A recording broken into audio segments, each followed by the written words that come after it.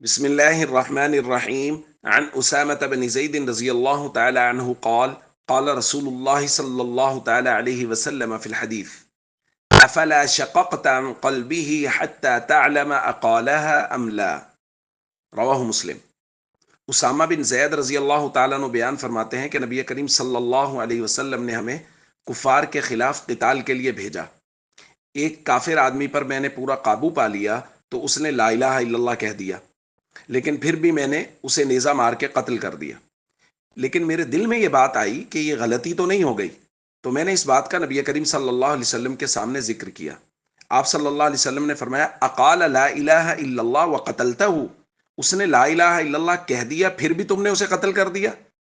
کہتے ہیں میں نے کہا یا رسول اللہ انما قالها خوفا من السلاح، وہ تو اسلحہ کو دیکھ کے ڈر گیا اور ڈر کے اس نے یہ بات کہی۔ تو حضور نے وہ بات ارشاد فرمائی جو آج ہم نے پڑھی۔ حضور نے فرمایا افلا شققت عن قلبه حتى تعلم قالها ام لا، تم نے اس کا دل چیر کے کیوں نہیں دیکھ لیا کہ وہ دل سے کہہ رہا ہے یا زبان سے کہہ رہا ہے؟ یعنی تمہیں کیا خبر کہ وہ اگر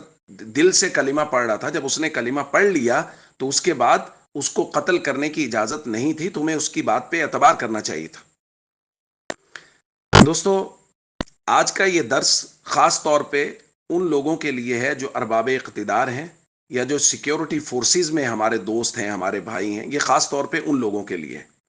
جن کے دوست احباب رشتہ دار سیکیورٹی فورسز یا ارباب اقتدار میں، اگر وہاں تک پہنچا سکیں تو اس درس کو ضرور پہنچائیں۔ دیکھیں، اگر کوئی سیاسی لوگ اپنی سیاسی جدوجہد کے لیے، یا کچھ لوگ اپنی مذہبی جدوجہد کے لیے، یا کچھ لوگ اپنے سماجی حقوق کے لیے گھروں سے باہر نکلتے ہیں، احتجاج کرتے ہیں، تو ارباب اقتدار اور حکومت اور ریاست کا کام ہے کہ وہ ان کے مطالبات کو سنیں، بات چیت کے ذریعے سے مسائل کو حل کریں۔ اور اگر واقعتاً ان کو یہ لگے کہ معاملہ اس قدر بگڑ گیا ہے کہ اب بات چیت کے ذریعے سے معاملہ حل نہیں ہو سکتا، تو پھر ان کو چاہیے کہ وہ ایسا طریقہ اختیار کریں جس میں کسی بھی صورت کسی مسلمان کا قتل نہ ہو، کسی بھی صورت کسی مسلمان کا قتل نہ ہو۔ اس کے لیے جو بھی صورت اختیار کرنی پڑے وہ کریں، لیکن اس بات کا شدت سے آرڈر دیں کہ کسی مسلمان کو قتل کرنے کی گنجائش نہیں ہے، گولی چلانے کی اجازت قطعاً نہیں ہے۔ کیونکہ ہم کل کی روایت میں پڑھ چکے ہیں، کسی بھی صورت میں سوائے 3 صورتوں کے، اور حکومت کو، ریاست کو بھی صرف 3 صورتوں میں ہی قتل کی اجازت دی گئی ہے، جیسا کہ ہم نے کل کی روایت میں پڑھا۔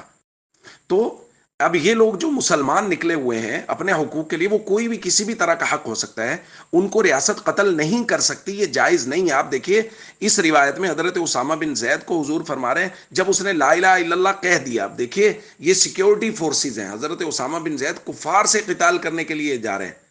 اور جو لوگ احتجاج کرنے کے لیے سڑکوں پہ نکلے ہیں وہ تو کفار نہیں ہیں بھائی، وہ تو مسلمان ہیں، وہ اپنے حقوق کے لیے نکلے ہیں۔ تو بات چیت کے ذریعے، اور اگر بات چیت کا دروازہ آپ کو لگتا ہے بند ہے، تو پھر بھی قتل کرنے کی اجازت کسی صورت میں نہیں ہو سکتی۔ اور جو لوگ سیکیورٹی فورسز میں ہیں، بسا اوقات ان کو یہ کہا جاتا ہے کہ اس معاملے کو حل کریں، تو وہ بجائے اس کے کہ اس کو اچھے طریقے سے حل کر لیں، یا کوئی ابتدائی جو